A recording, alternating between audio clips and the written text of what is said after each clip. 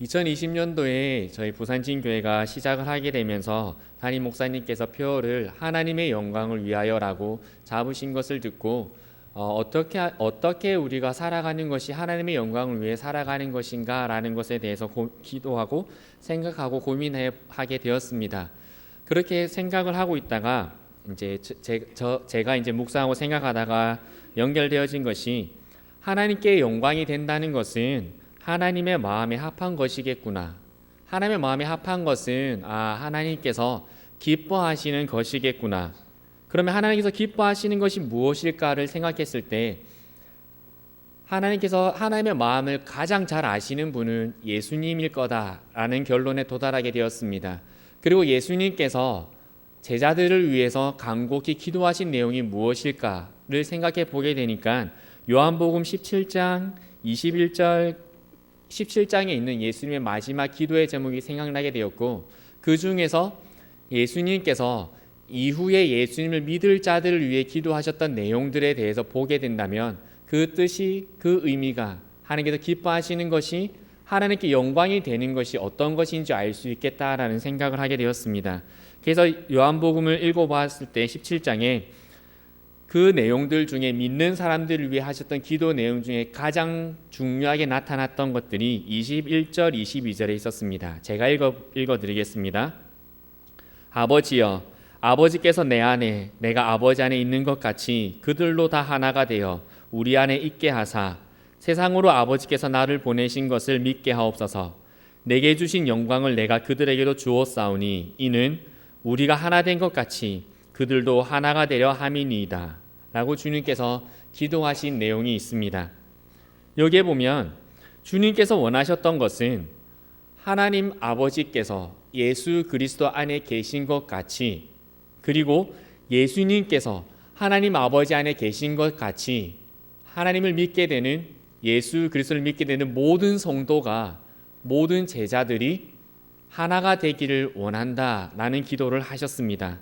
그러면서 주님께서 이후에 말씀하신 것이 주님께서 주님의 영광을 예수 그리스도를 믿는 자들에게 주시는데 그 목적은 바로 성삼위 하나님께서 하나가 된 것 같이 그들로 하나가 되게 하기 위함이다 라고 예수님께서 하나님께 기도하셨습니다. 즉 우리가 하나 되어지는 것은 그냥 우리가 교회라는 것을 든든히 세워나가기 위해서 목적이 아니라 하나님께서 예수 그리스도에게 주셨던 그 영광이, 그리고 주님께서 그 영광을 우리에게 주시면서 하나님의 영광을 위해서 우리가 하나 되어야 한다라고 예수님께서 말씀해 주고 있으신 겁니다.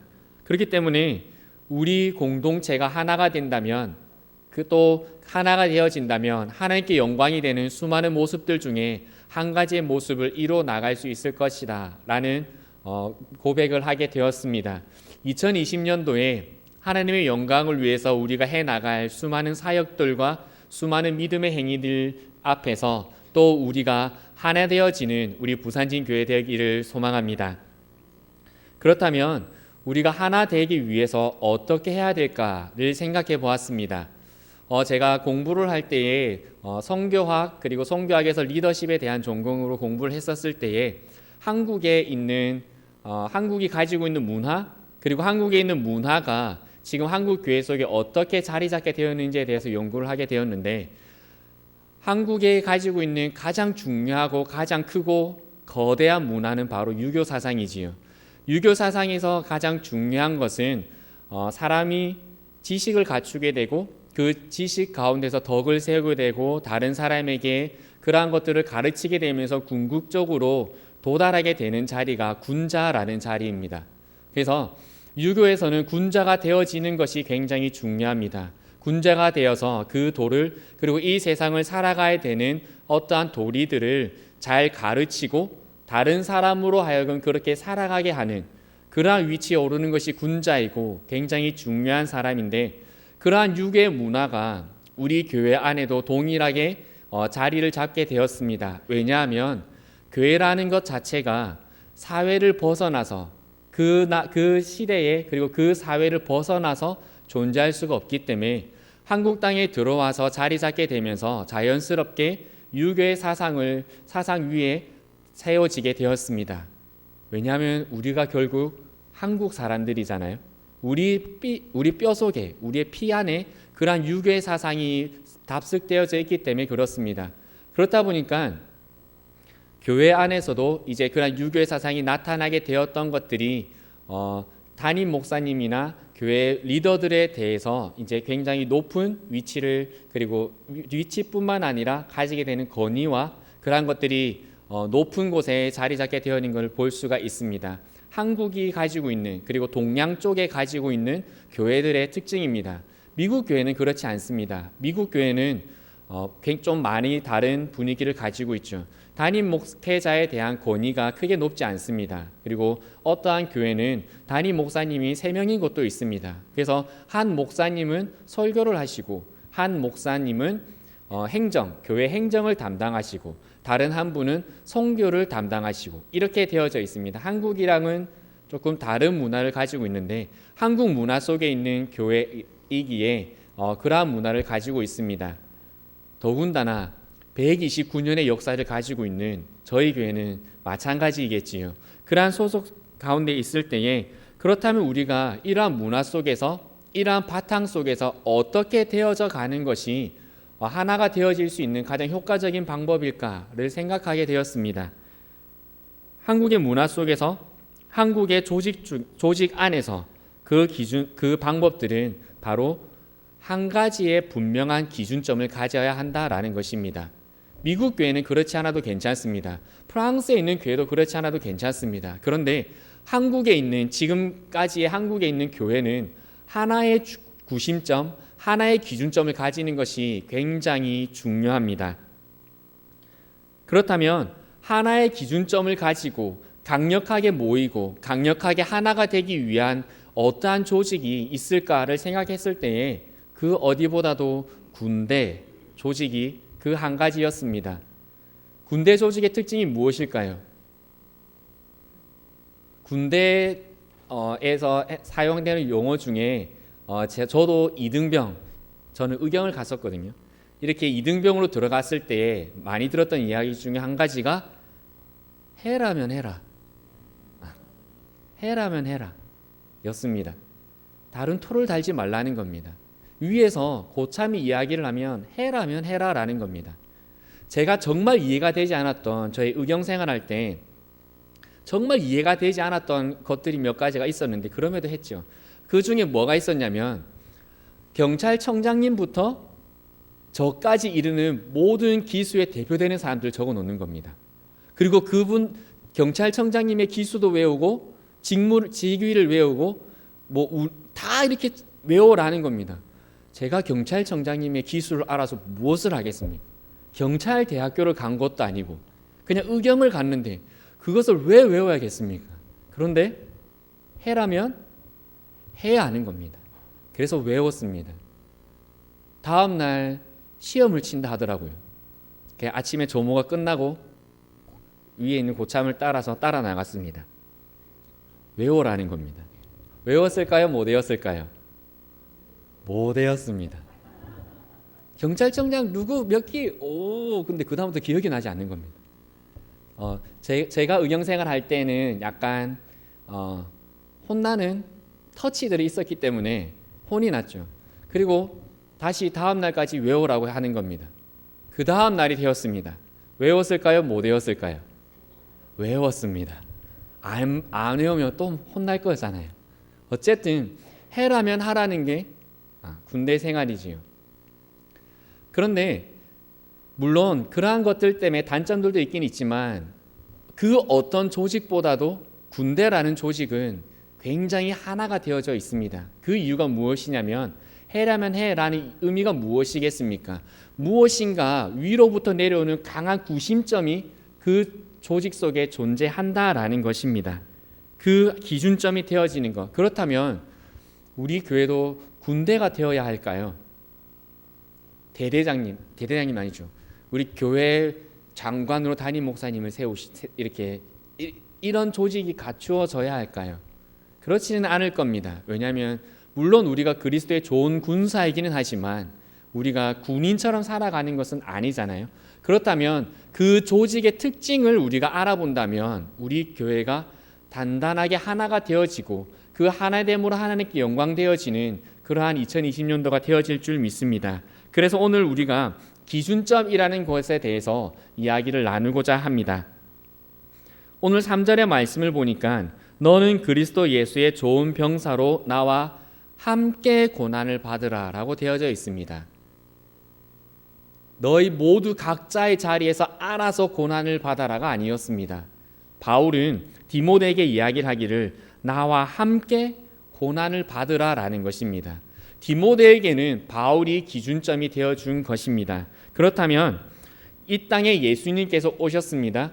태초에 계셨던 그 말씀이 육신이 되어 우리 가운데 오셨습니다. 그리고 그 예수님께서 이 땅에 계시고 모든 그리스도인들의 구심점, 기준점이 되어 주시는 거죠. 그리고 예수님께서 부활하시고 승천하여 올라가시면서 말씀이 육신이 되어 오셨던 예수 그리스도께서 다시금 우리에게 어떻게 살아야 되는지에 대한 말씀을 남겨주시고 올라가셨습니다. 그리고 영원히 너희와 함께 하시겠다라고 말씀을 하여 주셨죠. 그렇다면 이제는 그 말씀이 되어지고 그 말씀이 사도들을 통해서 제자들을 통해서 전해져 나가게 되어진 것입니다. 그렇다면 예수님께서는 본인은 올라가시면서 그 말씀을 제자들에게 부탁을 하신 것입니다. 그리고 그 제자들은 이후에 초기 초대교회 시대가 되어져 가면서 각 교회의 리더가 되어지고 그곳에서 하나님의 말씀을 전하는 사역들을 해 나간 것입니다. 그리고 공동체가 이제는 조직이 되어가면서 자연스럽게 교회 공동체는 말씀을 전하는 목회자가 중요한 자리에서 이제는 기준점이 되어서 사역을 하게 되어진 것입니다. 여기서 우리가 한 가지 정리하고 넘어가야 될 것은 이 기준점이라는 것이요, 단순히 무엇인가 명령을 하달한다든지 피라미드의 구조가 되어서 기준점이 된 것은 절대 아닙니다. 그것은 역시 하나님께서 맡겨주신 사역의 역할의 모습인 거지요.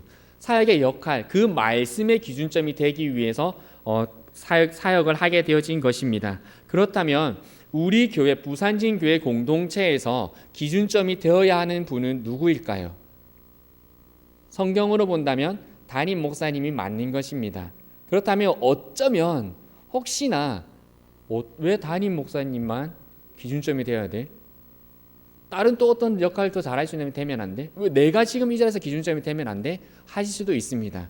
하지만 무엇보다 중요한 것은 하나 되기 위해서는 하나의 기준점이 있어야 된다는 것을 기억하기를 원합니다.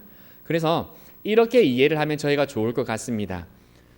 제가 어렸을 때 좋아했던 취미 중에 한 가지가 무엇이냐면요, 십자 드라이버를 가지고요 집에 있는 모든 가전제품을 뜯어보는 거였거든요.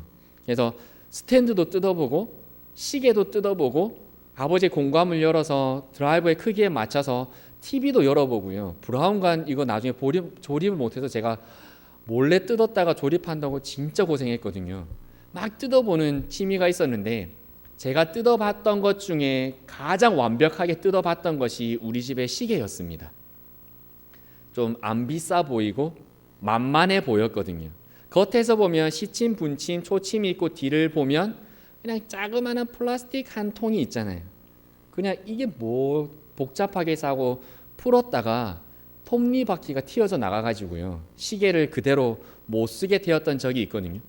시계 속에 톱니바퀴를 저희가 한번 생각해 보았으면 좋겠습니다.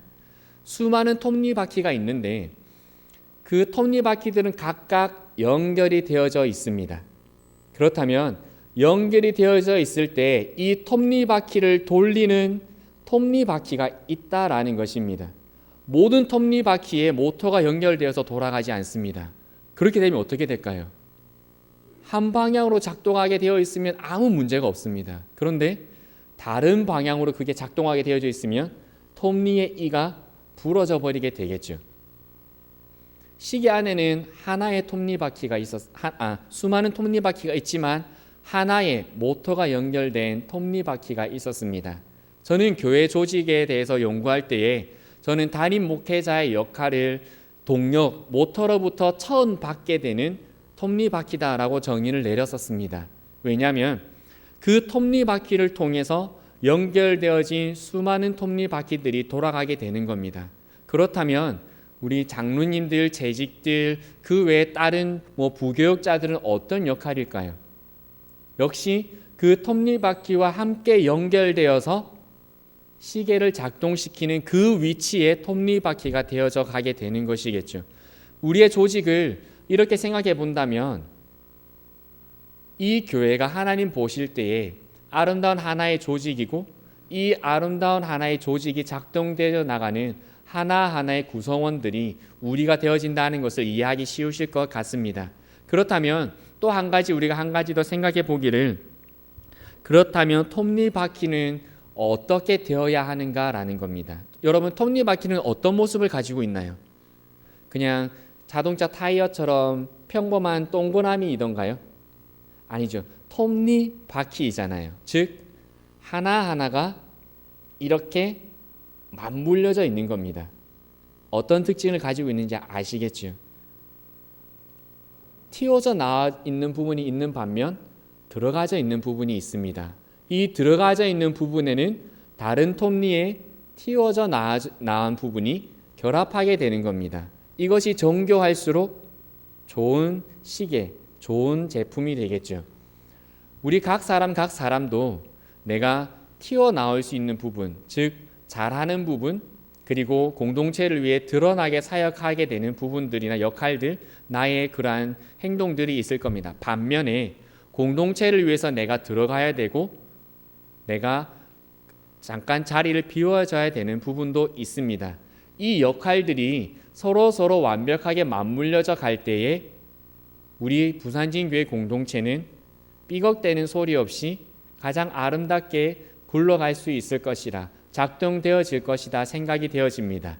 오늘 두 가지에 대해서 짧게 나누었습니다. 한 가지는 교회 조직이 건강하게 운영되기 위해서는 한 가지 기준점이 되어야 되는데, 그 기준점은 성경적으로 본다면 동력으로부터 처음 받게 되는 톱니바퀴, 담임 목사님을 통하여서 우리가 서로 하나가 되어져야 된다는 것과, 우리 서로가 또 하나의 톱니바퀴로서 서로 연결되어져서 내가 드러나야 되는 부분은 자신 있게 드러나지만 내가 들어가야 할 부분은 얼마든지 겸손하게 들어가줘서 다른 사람과 함께 연합할 수 있는 모습을 가진다면 바로 우리 교회가 건강하게 될 것이다 라는 생각이 되어집니다. 그것이 바울이 디모데에게 말했던 나와 함께라는 것에 가지고 있는 수많은 의미들입니다.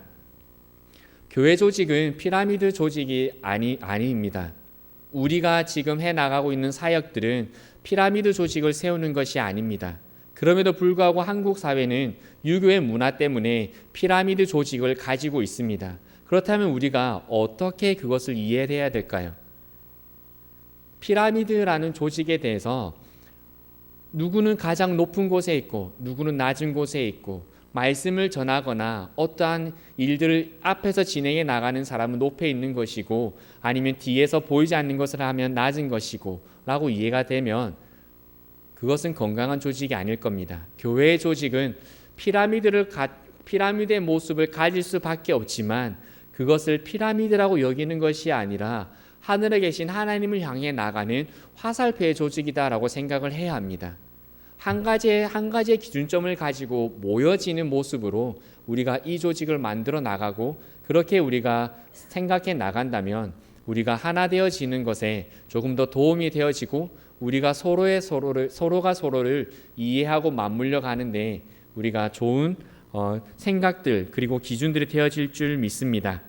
오늘 3절에 바울이 원했던 나와 함께 고난을 받으라 라는 의미는 교회에 하나님의 복음을 위해서 달려가는 그 사역에 하나가 되자라는 의미입니다. 다른 생각을 가지지 않고 다른 뜻을 가지지 않고 한 마음 한 뜻으로 우리가 함께 예수 그리스도의 복음의 사역을 위해서 달려갈 수 있는 부산진교회가 되어지기를 소망합니다. 예전에 제가 청년 때 사역했을 때에 저희 청년 지도해 줬던 목사님께서 끊임없이 저희들에게 얘기하셨던 것들이 있습니다. 저희 리더들에게 하셨던 것이 무엇이냐면 함께 꿈을 꾸고 함께 기도하고 함께 승리하자였습니다. 함께 꿈을 꾸고 함께 기도하고 함께 승리하는 우리 부산진교회 되었으면 좋겠습니다. 제가 오늘 전임으로 부임이 아니 이제 시작을 하게 되는데 시작하는 마당에 한번 혼날 각오를 하고 제가 함께 얘기하면 우리 성도님들께서 꿈을 꾸고 해주시고요. 그 다음에 또 함께 하면 우리 성도님들이 기도하고 그리고 다시 제가 함께 하면 승리합시다. 우리 이렇게 한번 얘기할 수 있었으면 좋겠습니다. 괜찮으시겠나요? 제가 먼저 함께 꿈을 꾸고 함께 기도하고 함께 승리합시다입니다. 함께 승리합시다. 아멘. 제가 기도하겠습니다. 살아계신 하나님 아버지, 주님께서 그토록 원하셨던 것은 우리가 하나 되기 위한 것이다 라는 것을 우리가 이 시간에 한 번 더 기억합니다. 때론 우리는 주님께서 승천하여 올라가시면서 주셨던 모든 민족으로 제자를 삼으라 라는 것들을 강하게 가지고 있는 반면에 주님께서 이 땅에서 사역하시면서 3년간 끊임없이 말씀하셨던 제발 하나가 되어라 라고 하셨던 말씀을 잊지는 않았습니까? 주님, 우리가 한 해를 시작하면서 또한 하나님의 영광을 위하여 하나 되어져 가는 우리 부산진 교회 공동체 되게 하여 주옵소서.